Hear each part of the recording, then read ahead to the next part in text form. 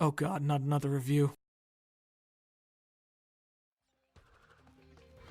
I've only ever played the original Crash Bandicoot back on the PlayStation 1. I don't particularly actively look to play many platformers, but as of recently, with how my library has looked in 2020, I thought playing Crash Bandicoot 4 It's About Time would have been a nice change of pace instead of just playing my usual first-person shooters and fantasy role-playing games. I did not expect to enjoy this game as much as I did. One beautiful thing about this game is that it hides behind this false facade of childlike depiction and very energetic and cartoonish visuals. But in actuality, when you play the game and you get to the later levels, it starts showing its true colors. It's not really a kid's game. It's actually quite difficult and requires a certain level of adaptation and pattern recognition. It is quite literally a game where if you don't get better with the more difficult levels, you won't get to see the ending.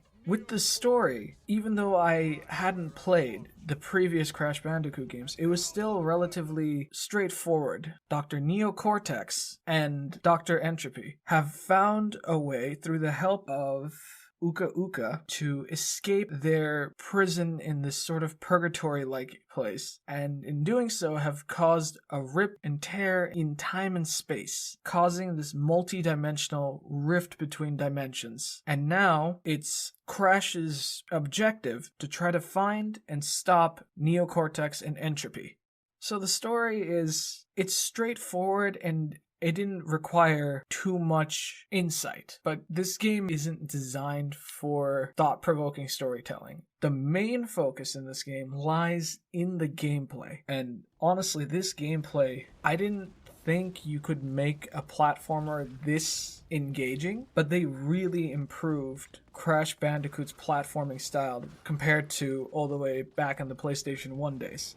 In terms of just the world itself, it feels a lot larger in scale. You're no longer hopping from island to island. Instead, you're jumping between different dimensions, and just the diversity of maps. It feels much larger in scale compared to the older game. One thing that I thought was cool about Crash Bandicoot 4 was this new implementation of quantum masks.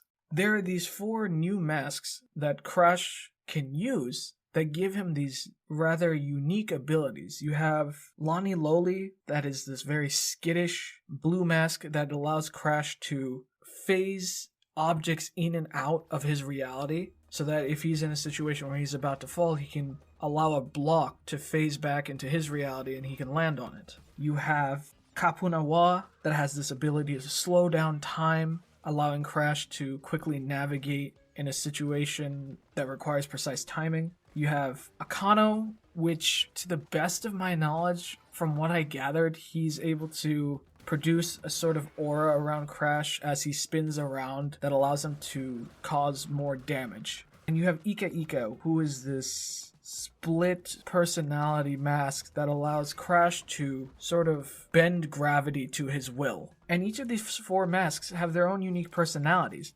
I absolutely loved Lani Loli and his overall skittishness and humor. I even loved Kapunawa and how she portrayed herself as this very loving grandma figure. When it comes to Akano and Ika Ika, Akano, he played the grumpy, very serious mask, which in this cast of very colorful comedic personalities, it just didn't fit well with me. And Ika Ika was this character with a split personality. He had 2 different sides to him. He had this very old, refined, gentleman-like persona, and then when he flipped the mask around and showed his other personality, it was this very pessimistic, rather annoying-sounding character, which I just didn't care for. But the other 2, Lani Loli and Kapunawa, I really liked their personalities. I thought they were charming and fun.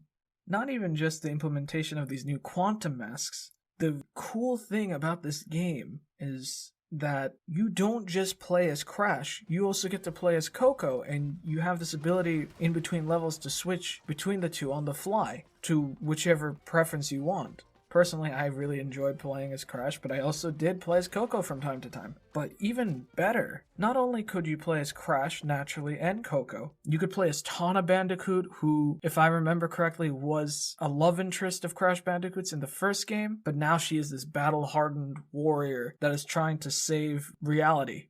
You can play as Dingodile, who is this half dingo, half crocodile that's trying to start his own restaurant business and failing laughably. You can even play as Crash Bandicoot's arch nemesis, Dr. Neocortex. And something I thought was so cool and refreshing was that when you played as Crash Bandicoot's arch nemesis, the Dingodile, or Tawna, they each had their own unique play style or platforming style. Since they didn't have access to the quantum masks that Crash and Coco had, each one of these side characters had their own very unique take of traversal through their own personalized levels. You had Tawna Bandicoot, who had this hook that she could use to reach places that Crash and Coco could never reach, or she could use it to attack enemies from a distance to keep herself safe. You had Dingodile, who had this very cool vacuum launcher where he can suck in blocks of TNT and then shoot them towards enemies, or he could just suck everything in his path. He even had the ability to hover with his equipment. You even had Dr. Neocortex with his own very interesting creation. He had a ray gun where if he shot, it would cause blockification, according to him, which would transform any enemies in his path into blocks for him to jump on so he could progress through the level, since he wasn't as athletically adept as Crash Bandicoot. And it was this uniqueness of each of these characters that entertained me. I love the fact that you didn't just play as Crash. You had this team of individuals that made the gameplay so much more diverse. And then on top of that, with Crash Bandicoot having the quantum masks, that added for a new versatility in platforming for him. With all of these new ways to play the game, it made for a much more engaging experience. And the difficulty, I was so pleasantly surprised, especially with the later levels, how much thought was required and how much pattern recognition was needed for some of the later levels. It really made for a more rewarding experience once you got past a very specific section that you had been stuck on for several lives. My only complaint would be the last 2 levels leading up to the final boss. They were, in my playthrough, significantly harder than any of the other levels that I had played. And I think that was mainly because in those last 2 levels, there was a section that required the use of all 4 quantum masks simultaneously. And if you didn't have pinpoint precision, you would immediately die and you'd have to start back again. So that was a bit irritating for me, but 90% of the game was rewarding and very lovely. It was just that last 10%, 5%, that was a bit frustrating, but I still found it enjoyable. And not just the method of traversal of the characters or even playing as the characters. Another thing that I appreciated about this game was the boss fights. Some of these boss fights were so cool. I absolutely loved the engine boss fight. The way that this boss fight was designed, it felt as if I was in the middle of a Guitar Hero song. You had to dodge all of these circular discs of energy that Engine was shooting at you while he was playing the drums. And the whole time you're dodging these attacks, waiting for your opportunity to strike Engine, you hear this very playful, lively, and somehow cartoonish sounding rock music in the background that really made the entire fight fun.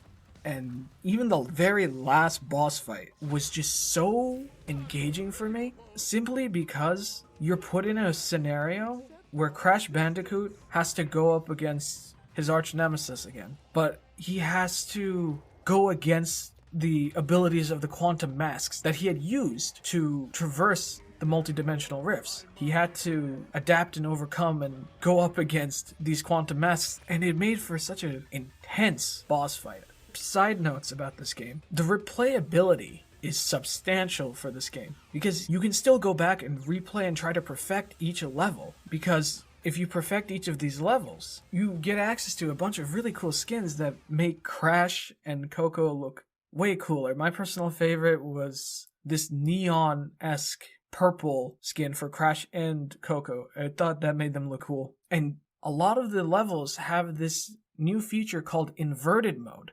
where it's the same level, but everything is sort of warped to this very strange color. Each inverted stage has their own unique color set and range that make the game slightly more interesting, such as blurred visuals, not showing the entire map all at once, and made everything very strange. Admittedly, there were certain inverted maps that didn't really mesh well with me, specifically maps where there would be very large, solid colors on the map that just didn't work for me. If you want to acquire all of the skins, some skins require you to perfect both the normal and inverted levels. Another side note, there was no difficulty setting. It was one of those games where you either play the game and you actively get better, or you don't get to see the end of the game. It can be argued that there is sort of a difficulty setting. You have the option to play the modern playstyle of Crash Bandicoot, where if you die, you immediately respawn at the last checkpoint and you have an infinite number of lives. Or you can play in retro mode, where you only have 3 lives, and as soon as you die the 3rd time, you have to start the entire level over again. So that could be considered a difficulty setting, but I didn't really think too much about it. And one very cool thing about this game is they added sort of this multiplayer component to it, which for me personally didn't matter to me all too much, but they have this one very interesting mode called Pass and Play, where you and one other friend or several other friends can all sit together and play one map. And as soon as you die in the middle of the map, you end up passing over control to one of your friends, and then they see how far they can get. Once someone reaches the end of the map, the game tallies up your individual scores to see who did the best at traversing certain maps. I thought that was really interesting. Though personally not something that I would use very often, I really had a great time with this game. Just playing something different and outside of my comfort zone, and it really gave me a much better appreciation for difficulty in platformers. So if I had to give this game a rating, I'd give it an 8. It was a great game. I really enjoyed it. It was fun, it was refreshing. The cast was colorful in their approach to comedic nature. The overall scale felt larger, and I just loved the diversity of characters that you could use and how each individual character, excluding Crash and Coco, had their own unique take on traversal through levels. Although I don't know if I would actively go back and play all of the older Crash Bandicoot games. Maybe I might pick up the Insane Trilogy and see how that goes. I am definitely curious to see how the future Crash Bandicoot games will be now that I've jumped on board with Crash Bandicoot 4 and really appreciated the title. But at the same time, I'm not here to tell you whether or not you should or shouldn't buy the game. That is entirely up to you. If you were a big platforming fan or a huge Crash Bandicoot fan, this game is probably right up your alley and you probably already have it in your library. Or if you're like me and you just need a new game to sort of break the monotony of your usual first-person shooters, RPGs, sports games, competitive multiplayer games, this might actually be a fun game to pick up. But with that being said, it's your choice, it's your perspective, play what you want to play, and most importantly, just have fun with your games.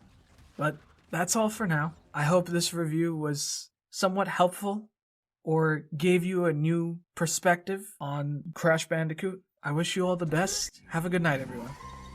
Nachos.